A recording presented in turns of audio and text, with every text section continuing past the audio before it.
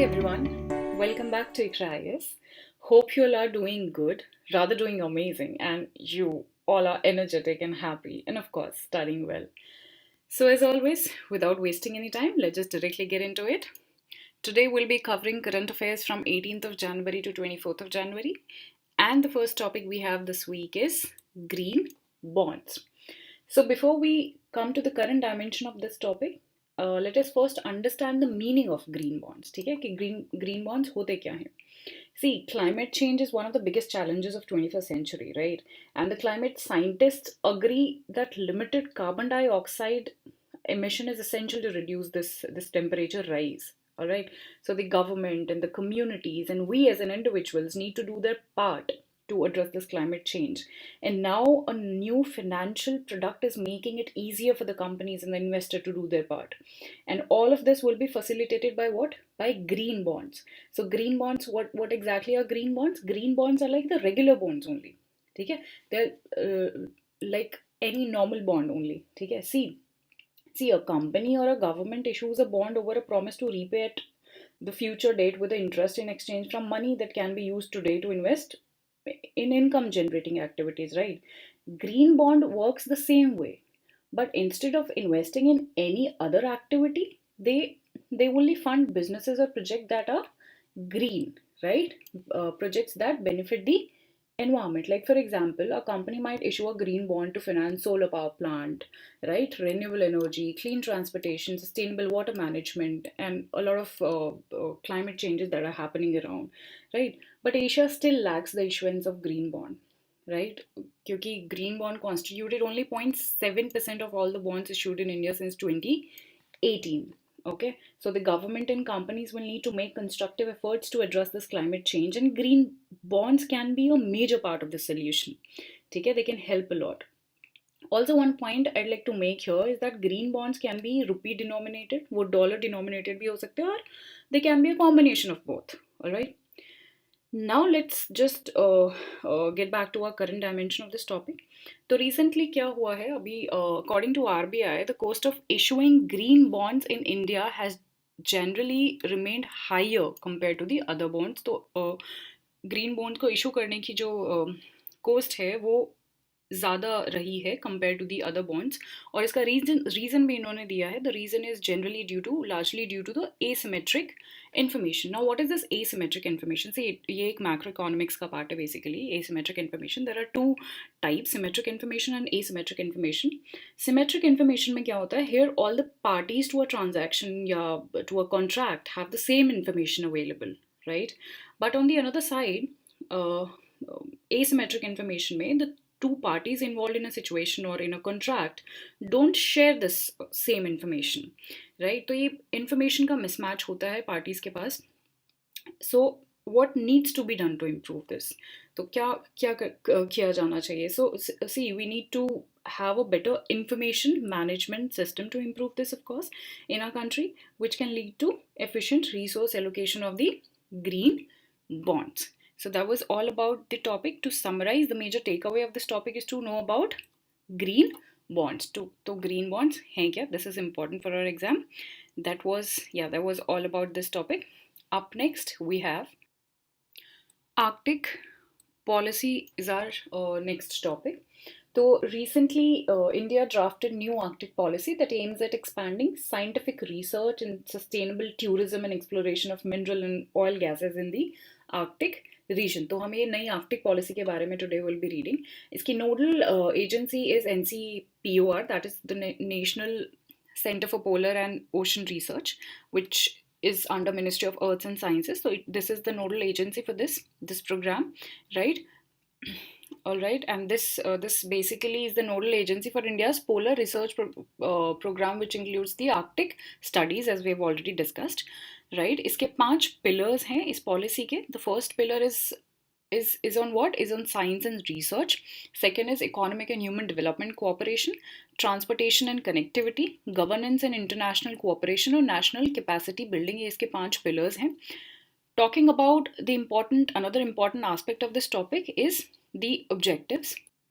And the major objectives of this new policy includes कि Arctic और Indian monsoon में क्या क्लाइमेट लिंकेजेस हैं उसको अंडरस्टैंड करना, also to promote the scientific study of Arctic, ठीक है. Along with that, it will also formulate the effective plans for Arctic related programs for mineral and oil and gas exploration and petroleum research institute. All right. Apart from that, it also aims to encourage the tourism and hospitality sector, right? Now let us study about the Arctic and Arctic Council.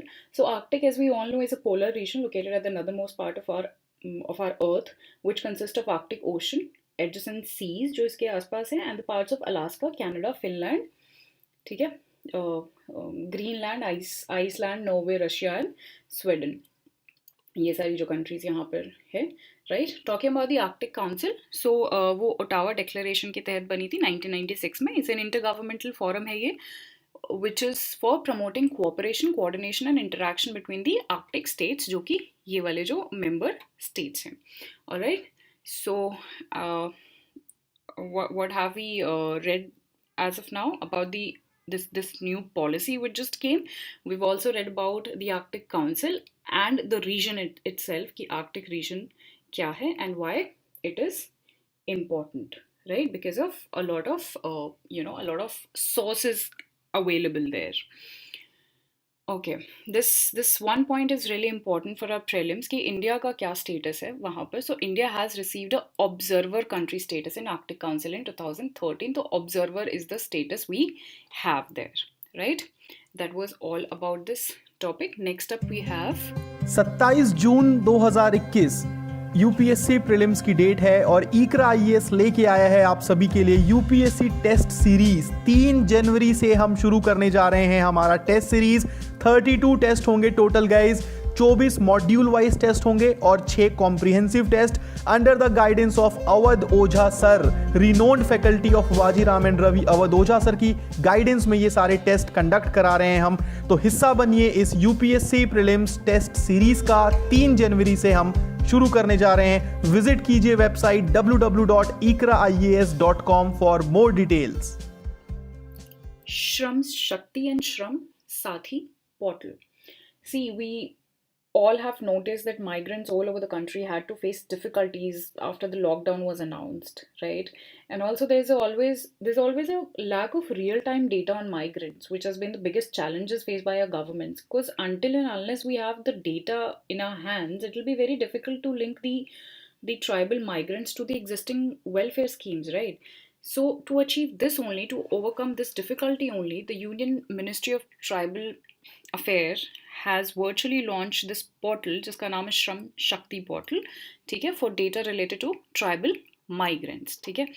So what exactly it is, though we have already discussed, but I'll just read it out for you. So it is a national migration support portal. ये एक portal है that aims to collect data related to tribal migrants. ये tribal migrants का जो भी data है वो collect करता है, so that whatever the existing welfare schemes are available by our government, वो उन तक रीच करवाई जा सके, वो उन तक पहुंचाई जा सके. एंड दिस इज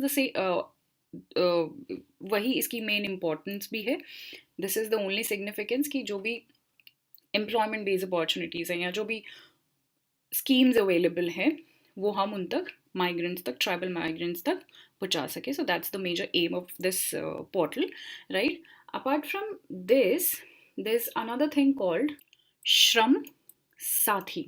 सो इसी पोर्टल में एक ट्रेनिंग मॉड्यूल भी प्रोवाइड किया गया है जिसको हम SHRAMSATI बोल रहे हैं.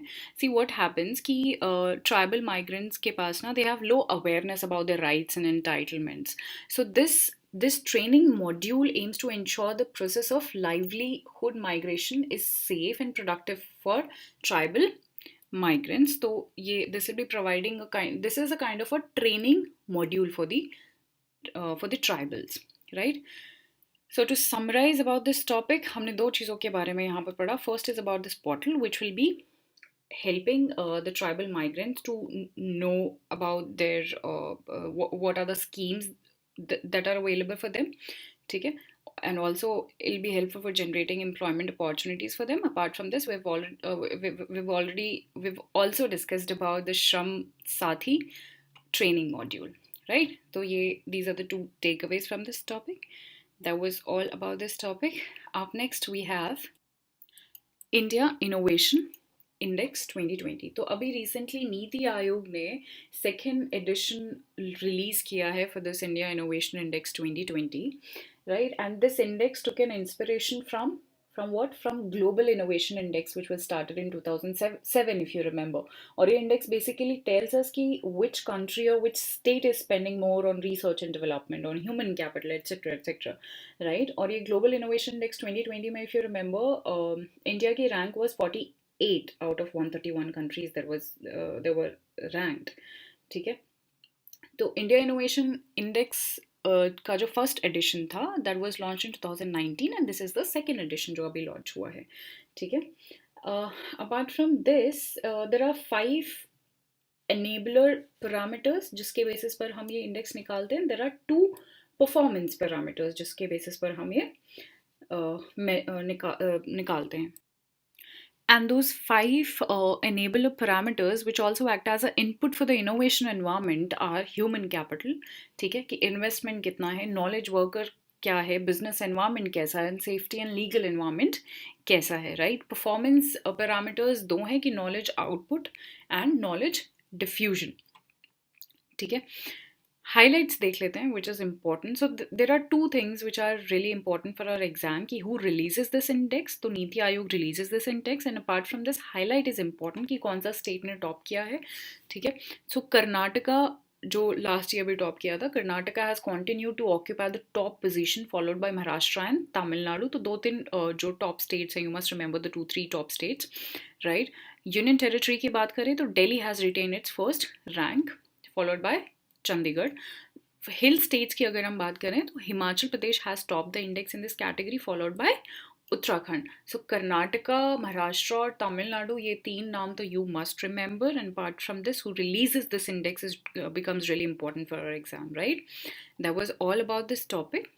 Alright, next up we have vaccine Met3 is the next topic we have. So finally, days after rolling out a nationwide inoculation program, India, the world's biggest vaccine producer, donated millions of doses of vaccines to Bhutan, Maldives, Bangladesh, Nepal, Myanmar, Seychelles, right? We all are aware of this. And this diplomacy only under what? Under neighborhood first policy is called Vaccine Met3 or Vaccine Friendship.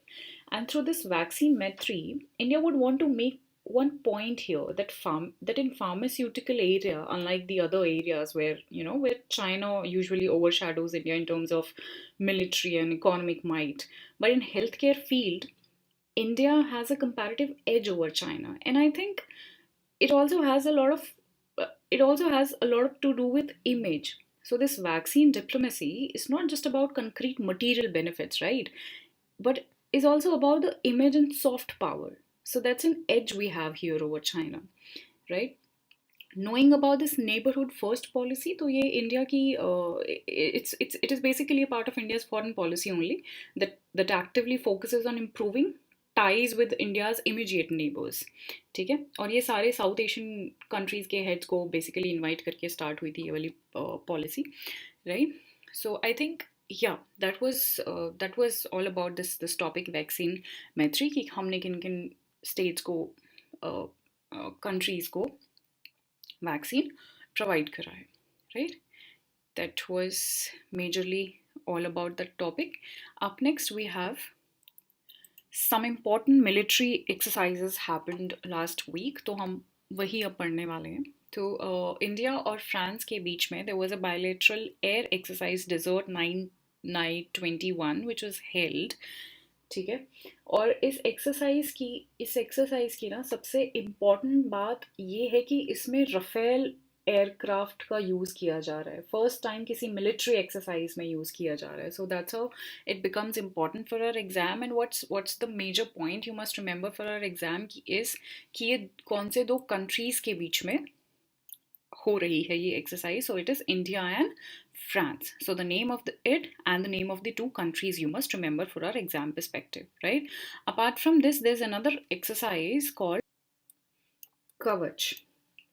ठीक है। तो recently Indian armed forces, जो कि जिसमें Indian army, Indian navy, air force और Indian coast guard सबने मिलकर they conducted a large scale conjoint military training exercise, जिसको हमने कवच बोला है, right, in Andaman Sea, right, Andaman Sea or Andaman Sea and Bay of Bengal.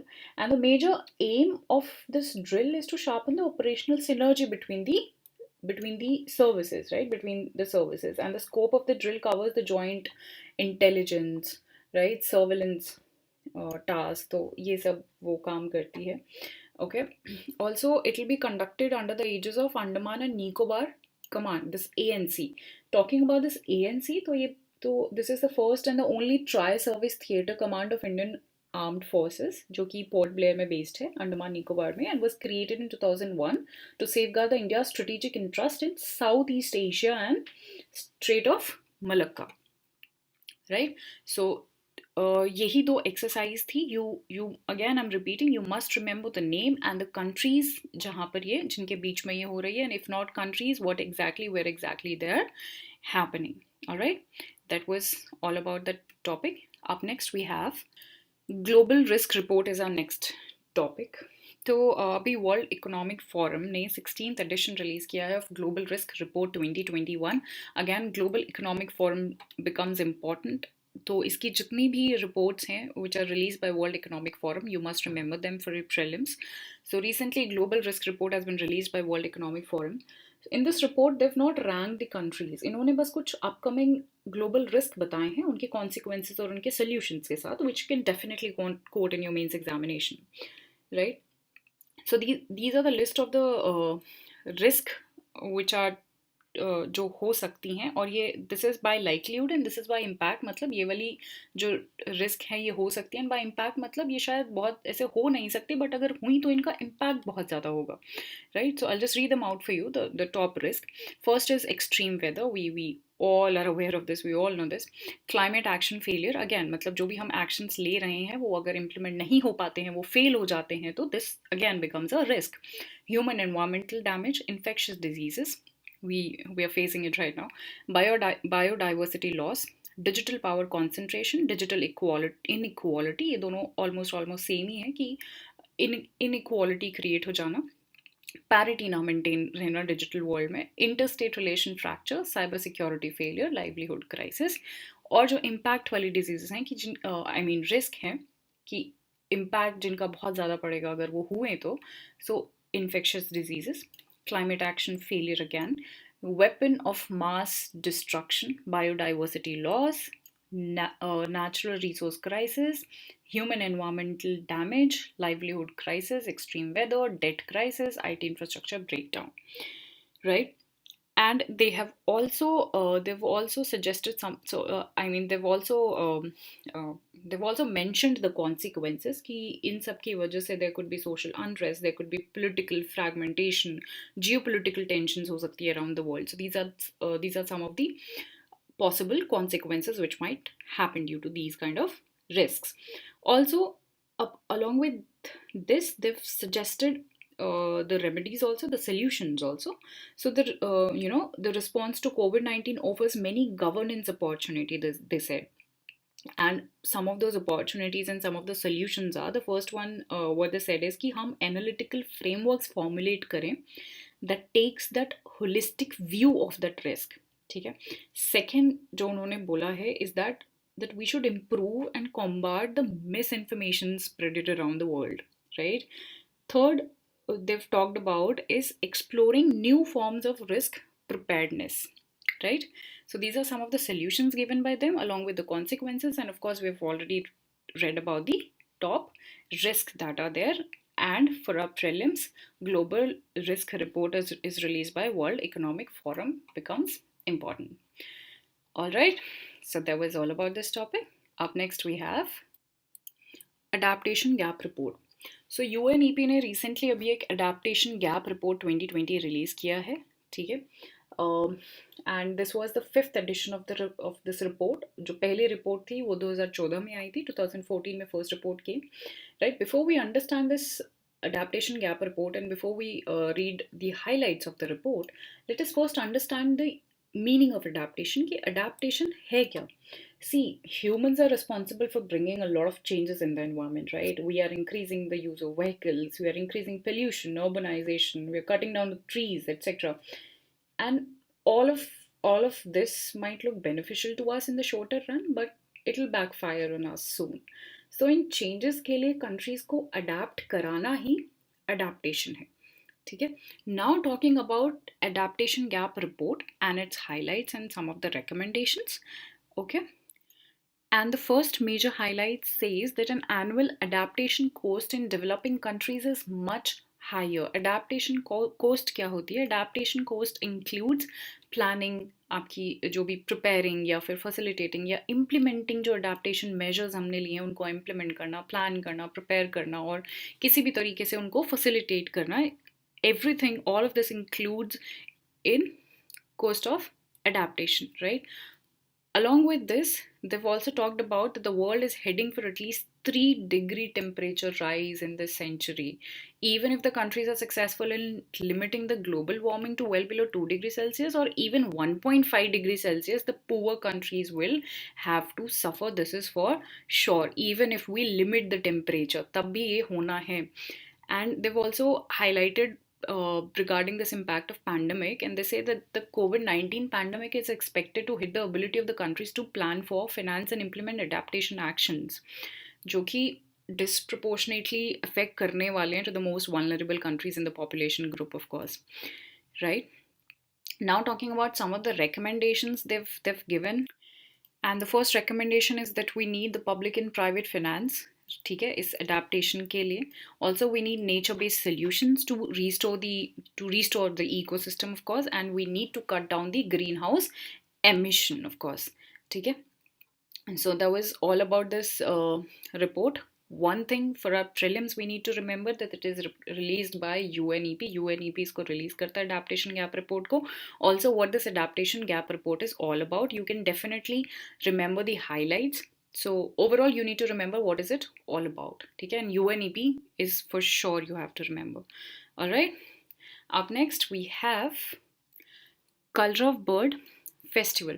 See, those who can understand the bird's behavior can understand that it sends a signal of any impending natural calamity, है ना? And birds also help in pollination of the plant species. Pollination में भी help करती है, and of course और भी बहुत सारी चीज़ों में. Hence, as a part of bird conservation plan, the forest department has developed a bird ringing station in Bihar.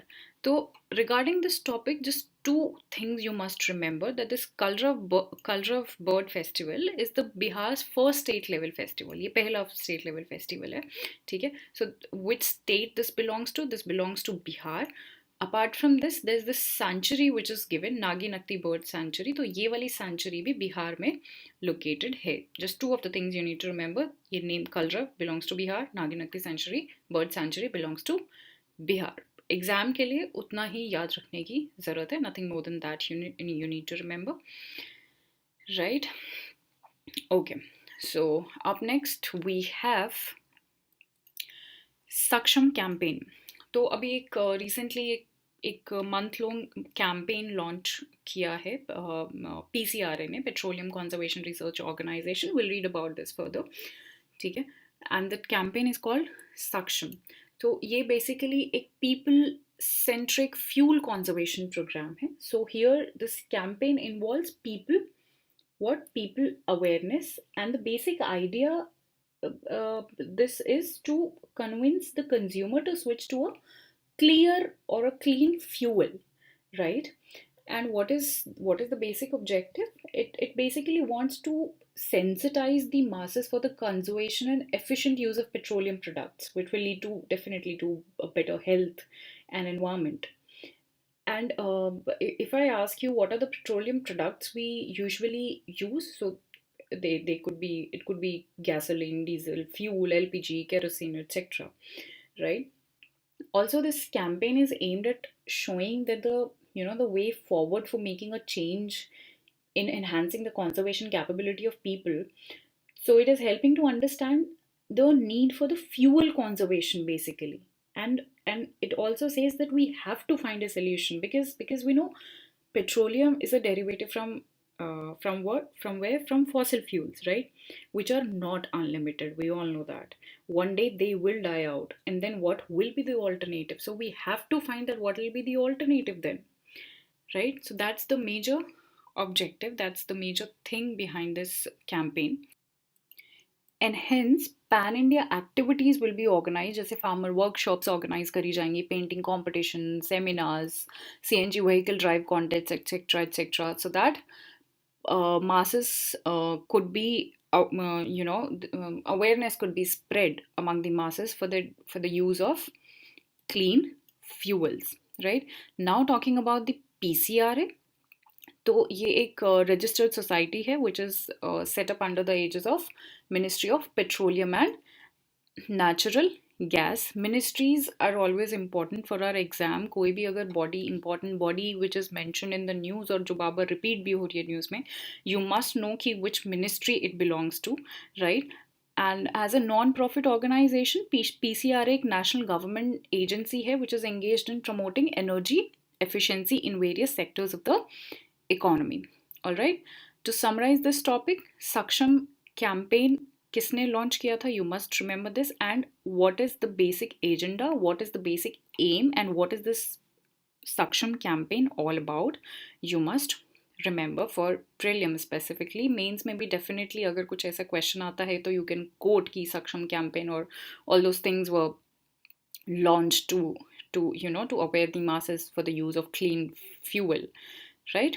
That was all about this topic. Next up we have NBFC regulation framework.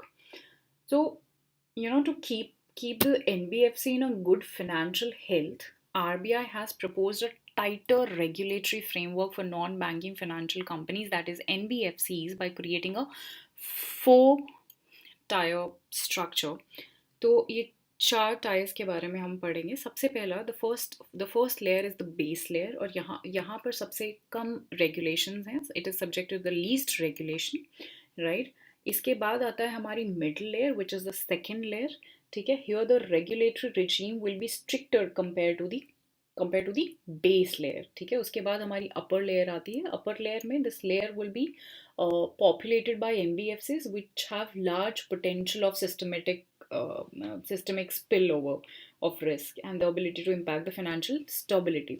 तो इसमें थोड़े और strictness बढ़ जाती है. And top layer has the this will have the highest regulation, the highest supervision. हालांकि इसमें अभी कोई NBFCs है नहीं, but in future there will be, right? And the major objective behind doing all of this is, of course, is to protect the financial stability only, right? Now, having talked a lot about NBFCs, let us now understand कि NBFCs होते क्या हैं. So, it is a company only basically, which is registered under Companies Act 1956. And which is engaged in businesses of loans and advances, shares and stocks का acquisition भी करता है ये, hire and purchase, insurance businesses में भी involved है, right? But what is important here is to know about that it does not include businesses which are related to agriculture activity, industrial activity and purchase or sale of any goods. ठीक है, तो ये 3 activities नहीं fall करती हैं NBFC के under, which becomes important for our exam. See, I'll tell you, an important question for our exam could be the difference between bank and NBFC. So make sure that you prepare this topic, this NBFC and bank wala topic very well for your exam, right? That was all about this topic. And the last topic of the week we have national startup advisory council. तो अभी government of India ने 28 non official members nominate किए हैं for this national startup advisory council. Let us understand कि national startup advisory council है क्या. So it was constituted by department DPIIT, department for promotion of industry and internal trade. 2020 में ही ये constitute की गई है बेसिकली. एंड इसके क्या major aims and objectives or benefits हैं. So it will be helpful for policy making process for Indian startup ecosystem basically. And this council will have the representative and successful कुछ government representatives भी होंगे और successful startup founders भी होंगे यहाँ पर, whose major aim is to encourage innovation among all, including students also. But the major focus will be on economic sectors, semi-urban and rural areas, right? Now the question could be ki what will be the benefit, what will be the other benefits. So it'll definitely solve the unnecessary restriction startup faces these days, and not just that, it'll also generate employment opportunities, right?